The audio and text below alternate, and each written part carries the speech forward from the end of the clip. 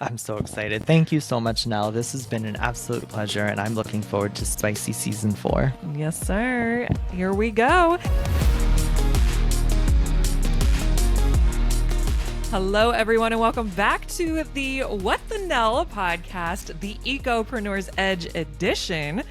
I am here in person with Mikee. Like, this is crazy.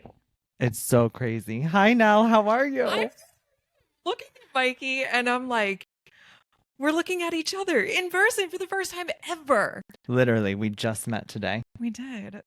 I don't know this crazy person. Who are you? I have never met. Get out of my salon. We literally went to Harrisburg and we were like, let's just go in here and bother these people. Welcome. Thank you. Hi, friend. Welcome in. Thank you so much. Welcome to everyone out there watching, hopefully, because you definitely want to see this in person. I'm just so focused on in person today, but you want to see this from an actual screen because here we are. Thank you for having me, Mikee. Your salon is beautiful. Thank you. This is the first time I get to have you while you're having me. Yes, that's true. So we're guests here. All of us are. It's like guest Inception. Guest Inception. That sounds like a cool show. All right, Mikee. So how have you been? We are in season 4. Season 4, episode 1, on location, in person. I can't believe we're doing it. I'm so excited. Which season is this for us, Nell? What season 4? I think it is 4, right? What is our theme for season 4? Well, if you've seen some of the branding shots and the podcast artwork, you might think it is a spicy season 4. Spicy and season together. I'll take it. Mikee, you didn't know that I moonlight under the name Spicin? Well, I do now. That can be your handle. That is Spicin84. I love it. So what are we going to cover today, and what are we going to cover in Spicy Season 4? Oh my gosh. Okay, so today we're covering challenges in sustainability, and we're also going to be covering anything from politics to, oh my gosh, I'm drawing a blank.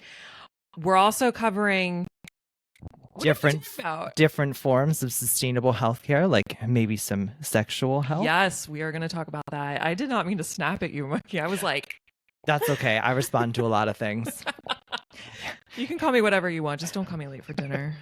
Oh, no. The food is the must. The healthy, organic, sustainable food is the must. So, quick story. We just did like a mini photo shoot for the podcast artwork, and we were like doing this photo shoot. The whole time I'm driving here, I'm thinking, no one, like, models don't eat before they go to photo shoots.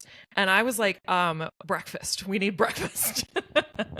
So, I'm just the kind of gal that eats before a photo shoot. Well, I think all photo shoots are valid in 2025. I think but right. As somebody who does model occasionally, I am well versed in the, liquid diet leading up to a momentous occasion. Yes, the liquid diet is very very popular before photo shoots. Now, speaking of liquid diets, I think one of the things that we should talk about this season for sure is sustainability and drinking. That like might alcohol. Be on our list of things. I know that we're doing this on the spot and in person, so I don't even remember half the things we were going to talk about. It's funny, we have like all these electronics in front of us, and neither of us are like, yeah, what do you... I mean, we have a lot to talk about. And when we say spicy, yes, sexual health, we'll talk about geopolitical things. We're going to talk about sustainability in like the environment, of course, too. And I mean, that all plays a role, but these are all incredibly important topics that people need and want to know about. And sometimes it's even a little taboo and they feel like, oh, I can't just go watch this show or something. Like listening to a podcast about these topics, I think is really key.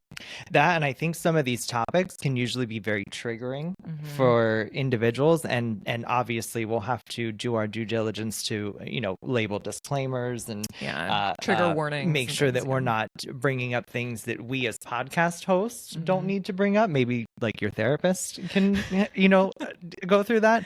But I have found that I'm a very non-triggered person. I know that we've talked talked about that in previous seasons. And I would love to share some of the things in this season that I do that help me navigate these tricky times in 2025, and how I make it a sustainable lifestyle while dealing with. I'm a hairdresser now. I talk to everyone about everything. Yes. If I can't make it through my day because somebody triggers me, I won't have a beautiful salon in which to invite my guests. Oh, so true. I hear and have experienced stories where some people, like if you're working for someone, for instance, where, maybe some content, I mean, we're content creators, so we're constantly working with different types of personalities and things like that. And we had some content one time that, didn't sit right with editors and things like that. And there's this, some people are not okay with that. And they're like, oh, I don't want to perpetuate it by working on this. And they're like, yeah, I'm done. So it's just, it's hard, because where do you draw the line of what, standing up for your beliefs and then going and working on projects that you don't believe in? Like, how does that work?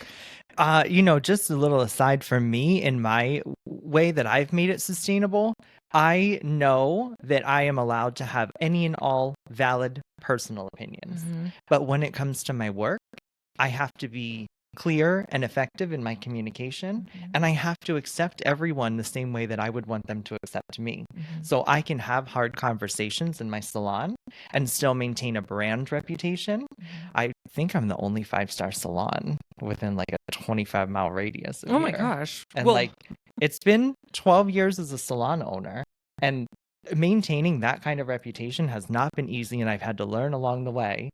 But, the things that I have to talk about on a daily basis do not necessarily need to represent my own personal views. They have to be mediated. They have to be clear and concise. That way I can get along with all the people who trust me to use my fancy organic and vegan products, on them day in and day out, every 2, 3, 4, 6, 8, 10, or 12 weeks. Yeah, it's so true. So, I mean, that's a really great way of looking at it. I think, with everything that's going on in the world, it's hard to find people like that and understand even that type of thinking, because we're so pulled in so many different directions, and it's usually, unfortunately, an extreme direction. So, you don't get to be the only 5-star salon in like a 25-mile radius without having that type of mindset, I don't think.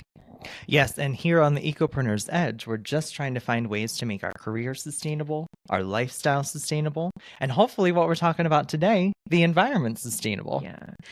Yeah. So, Mikee, what do you think?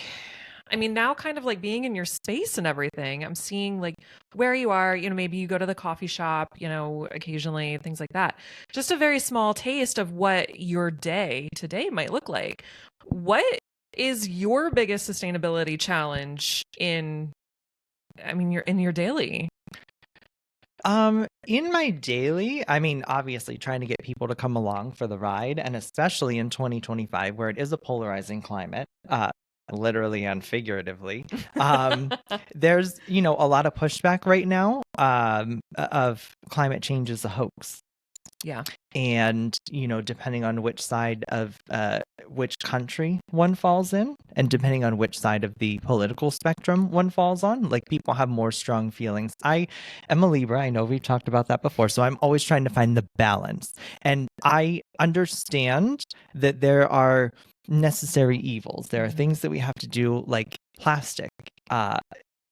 Plastic is the reason that there are 8 billion beautiful human souls on the earth. If we had to store everything in glass, we would not be able to feed, clothe, or house 8 billion people. So I'm not willing to have the population and get rid of plastic. It's just a necessary evil. We're going to have to find ways to recycle it way better than 9%. Sure. We had Kelly on, in one of the episodes, and she was talking about recycling. We have to do better.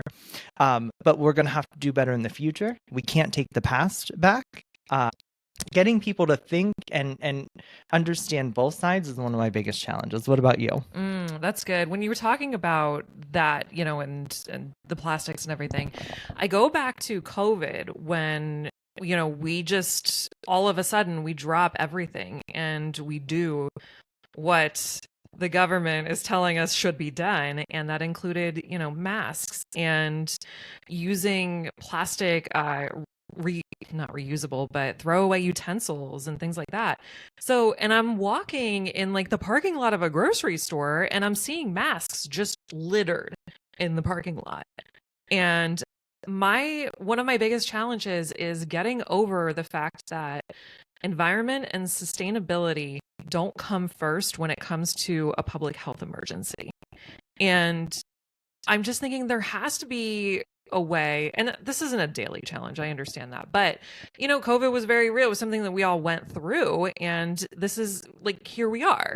So all of that ended up somewhere in a landfill, and when something like that happens, because inevitably it will again at some point, not saying it'll be like the actual COVID, but we just don't think about that. It's like we toss all of our beliefs out the window for what the government should be telling us, which is a whole topic in itself. So, it's big things like that. But daily, I mean, for me, it's always trying to find a way to find like packaging alternatives, I think, using more paper and even, paper towels. Like, why do we need to use paper towels all the time? Why can't we reuse cloths and things like that? That's on the daily, but bigger picture, I guess, is like the public, everything that we just drop in the name of whatever the agenda is. I think there's something to be said for emergencies, but I think that we can handle them in a more prepared manner. Yes. And now that we've gone through what we've gone through collectively, if and when the next time an emergency of that caliber happens, we will have no excuse because we've been through it. We know what we did, we know what we did wrong, and we know what we can do better. Yeah, I guess it's a little naive of me to think that we would have learned our lesson after like the Spanish flu outbreak. It's been so many years since then. We haven't been out of practice. And the world has changed a lot. And that's kind of the things when I talk about this topic, like the biggest things threatening the environmental safety of our fellow humans. Right. It's what are we doing globally? And there are really big ideas. Some I'm starting to hear a little bit more, like water scarcity. Yeah. And I know that we have some ongoing conflicts between countries and countries and civil wars in some countries, and those are not good. But what I see coming down the pike, if you will, is a huge, I don't even know what it would look like because it's never happened, but like what do we do when we fight over water? Oh my gosh, that's it's such an idea that, yes, it can probably at some point, maybe not in our lifetime, happen, hopefully not ever, but what do we do? I mean, there's already scarcity in food. When humans are backed between a rock and a hard place, we see behaviors that we've never seen. Right, because we're just surviving. And if anyone is familiar with Maslow's hierarchy, the things that make our world comfortable and convenient are easy access, easier than ever in history. Yeah. Like, I know that there are approximately 800 million people who don't have access to clean, fresh water within a day's walk. Yeah. However, they have water and they're sustaining. When those 800 million or 8 billion people are thirsty, and look, we can be dehydrated, we can get a headache every once in a while, but I don't believe anyone that I know has ever felt true thirst. No, I don't know anyone that has either. And I'm worried about what the human race will do when they start to feel starvation and thirst. Water wars, I don't even want to think of. So we can work now to preserve. And that's something, going back to like every day, I'm so proud and I'm so honored that the shampoo bowls sitting right behind me have eco heads, shower head, hose nozzles, because it gives me twice the pressure so I can accomplish my work 2 times faster. Nice. And it uses anywhere from like 50 to 90% less water. Oh my gosh, that's crazy. That's so really right cool. here in Harrisburg, Pennsylvania, I'm doing my part to conserve, I love that. our beautiful Susquehanna River, which is 2 blocks to my right. Oh, that's so cool. Oh my gosh. So if you look out a particular window in your salon, can you see the river at all? Not the river, because the old waterworks building is in the way, which is the oldest building on this street. My salon is the 3rd oldest building Oh my on this gosh. street. That's really cool. But if you look out the one window, you can see our beautiful Capitol. Oh, that's amazing. Well, I just was, I was asking about that because I thought, well, if and when like this property, like you could tout this as waterfront if you could see it, but that's stretch. Anyway. Don't give my landlord any reason to sell the building higher. No, we take that back. So you might see a lot of products sitting here. So when Mikey was talking about the heads on the shampoo bowls, I thought, maybe this is a good time to can you give us a little lay of the land on what we've got out here? Yes. So I have been using my main brand. The flat iron is what got me hooked. I had one in beauty school. I have never gone back. I always use the Chi flat iron. It's won all of the Allure Best of Beauty awards. I think 11 years in a row was their maximum. It's one of the longest. Won the hearts of every teenage girl in the early 2000s. I know, when everyone's hair was sleek and straight and there was not a hint of volume to be found anywhere. Not at all. Not on the Chanel runway and not in the middle schools of 1994. I can't say I never participated in that trend. Anyway. So that got me hooked on Chi. I absolutely love it. I branded my salon after it because it fit me and I fit with them. Leads me into the Chi nano ionic technology over here. This is the blow dryer with this silver infused motor, so it actually blows sterilized air. It has a UV light in that sterilizes the air as it comes in. So cool. It's amazing products, amazing tools. I've been using them 15 years now. Oh my gosh. They have all the certifications. They're Leaping Bunny. They're not all vegan, but I do have their vegan line displayed over here. They utilize silk as an active part in their technology, and it really interacts with the ceramic that's in their hair color and their products. Okay. Just unlike anything, the shine that I get when I look at my work, it's just usually a step above what I see coming out in areas similar to mine. They do have a vegan line because they took the silk out of it. So here's the vegan line. Smells amazing, by the way. It does. Somebody had it in their hair. We'll talk about that. And then I have some of the color. This is our fantasy color line, the Chi Chroma paints. Brilliant, vibrant color, not vegan. It does have the silk complex in it. Then we have my favorite skincare over here, my Pharma Gel. I am wearing it. I hope I'm glowing and not you are shining. Glowing. Oh my gosh. But I was Nell showed up this morning and I made her wait in her car for a minute because I was doing my skincare routine. She's like, "We're ready." I was like, "Not by my phone." Right. I do have exciting news about Pharma Gel, though. They just got their Leaping Bunny certification. So That's awesome. Never tested on animals, never will test on animals. Nice. And then we have our Olaplex, our vegan internal bond builder. I added them to the salon because when Olaplex came out, they were the only bond builder. They're still the only patented bond builder, so it works in your hair, not just on your hair.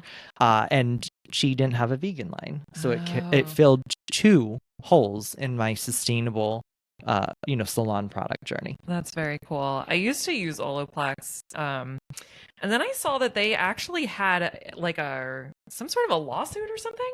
What happened? Like, what was that actually about? Like, they were claiming something. It was actually breaking people's hair off or something. So yes, as a hairdresser, I feel like I've had to deal with this similar problem from many products. The products always get the blame when I believe it is the people and behaviors. Ooh, good point. So any product that you put on your hair, if you're in a place with hard water, is not going to perform how it's performed in the laboratory where they're using distilled and reverse osmosis filtered water. Reverse osmosis is typically what fills the water in the products. So you're getting products that are tested in a certain way in an environment that's not the same.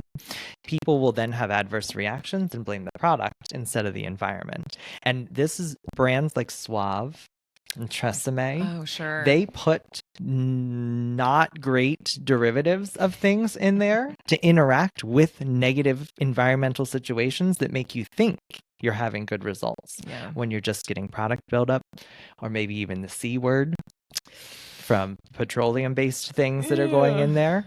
So these products are not filled with those, so they have to be. Sometimes you might have to add a water filtration system into your shower head or into your home before the water even comes there. A lot of people don't have regular maintenance on their hot water heaters. And if you're putting hot water in your hot water, or if you're putting not filtered water in your hot water heater, all of those things are just going to get really hot and really vibrate at an atomic level, and then they're going to stick in your hair. Ooh. And then you're going to go blow dry them and heat them up even more, and your hair's going to break off. Oh my gosh. And so Olaplex, through all of that, was not the culprit, but they got blamed. They got the sticker. They got the lawsuit. Well, thank you for clearing that up for me, because I immediately stopped using Olaplex.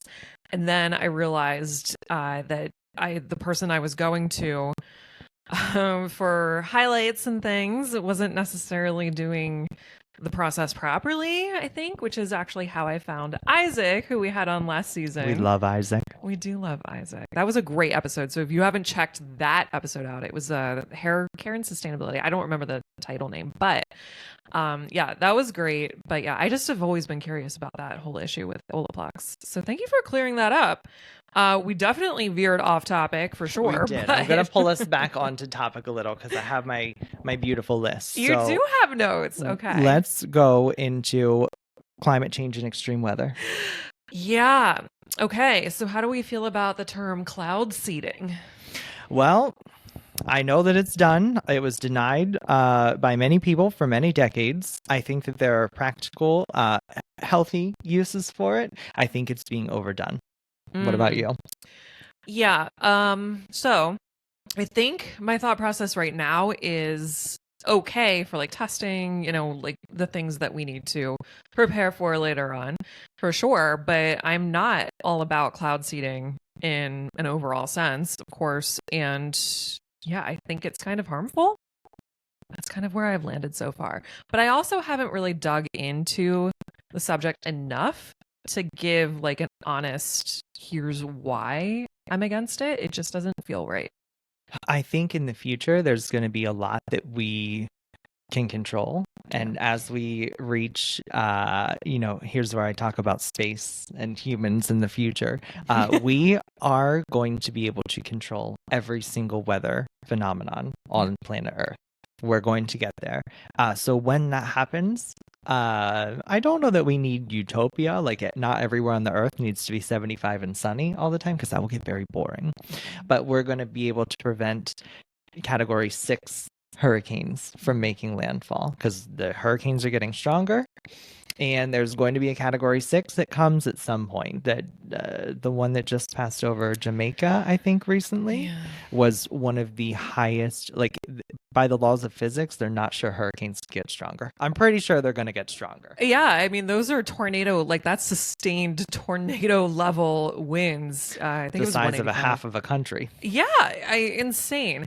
But okay, so here, how do you feel about controlling the weather? But on the flip side, do you think they'll ever get to the point where we're creating Category 6 hurricanes on purpose?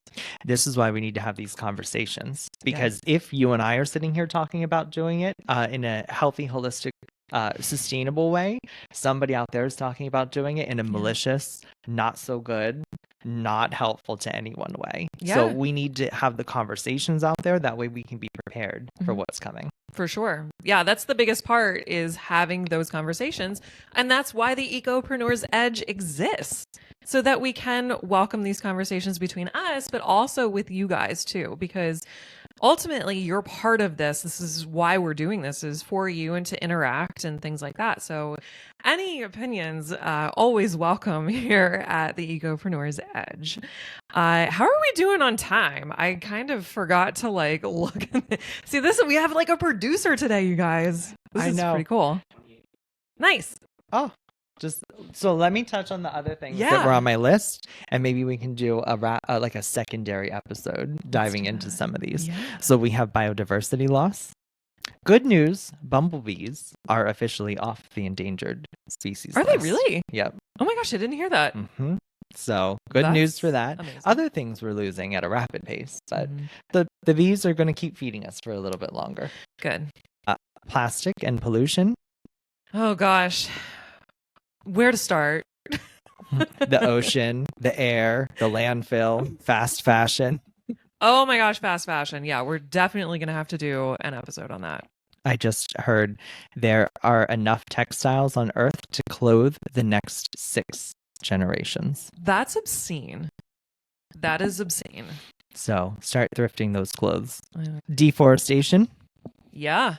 Like at the climate summit they just had in Brazil, where they tore down the Amazon rainforest to build a highway. Okay. So there is a town that I lived in before I moved up to Pennsylvania here in Maryland called Ellicott City. And if you're a watcher of the Weather Channel or the news or anything like that, you probably heard a few years ago there were a couple of devastating floods, deadly, and the town has not been the same and will never be the same again. And a lot of the speculation is that, all of these, Ellicott City is on a hill and it runs down towards the river. At the top of the hill, there's all of these developments and communities now that, they've cleaned out the woods and the forests and everything to make room for these retirement communities, housing developments. I mean, it's contributing to so much. And it's like, we did this. Like, humans did this. We need housing. I know. But like, where's the water supposed? So now they're building like a whole tunnel and the whole thing. And again, I think the planning and zoning committees and commissions need to be aware of this, and we can do better in the future. Yeah. And sometimes I have to remind myself of this. We as a species and society are still learning. We're still learning. We're always going to be learning. That's just the way it is. It's only going to get faster and harder and more information to learn. Hello, AI. So the last two, one we talked about was water scarcity and then fossil fuel dependence. Oh, that's a big one. How do you heat your house, Mikey? I have natural gas and I have the option to do electric. I can do the main areas. It's very inefficient to do via electric. So like the larger living quarters, I do via natural gas. But then my solar panels power any electric that I use in my home. Yeah, we've talked about that. That's also a great episode too. From the first or second season, I can't remember which, but that's amazing. We actually have a neighbor that has full solar panels on his roof too. And like, eventually that is a direction that I think we want to go down. Currently we're using mostly propane to heat because we have this fireplace and we actually had like the insert redone. So it's probably working and burning a little cleaner than it used to, because we actually have like black marks on the ceilings in some of our rooms from the propane. And I was like, we were breathing that in. We still are, I'm sure, to an extent, but like that was before we had it redone. Yeah, and humans are resilient. So like we're going to keep making things better and we're going to keep finding out things that we're doing wrong. But like we can also come back for like, if you're a cigarette smoker, which I think 7 years ago today, I quit smoking cigarettes. Oh my gosh. So on my health journey, that was a huge part of it. It was a little rough, but thank you.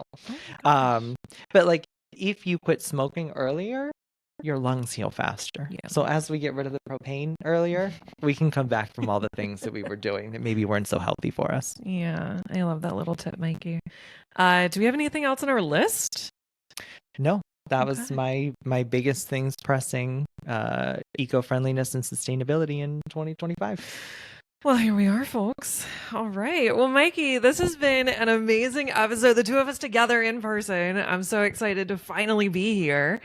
Any last thoughts before we move on with the rest of the season? I was so nervous to do in person and live and everything. And Really? I at the beginning I was like, just general nerves for things I haven't done before.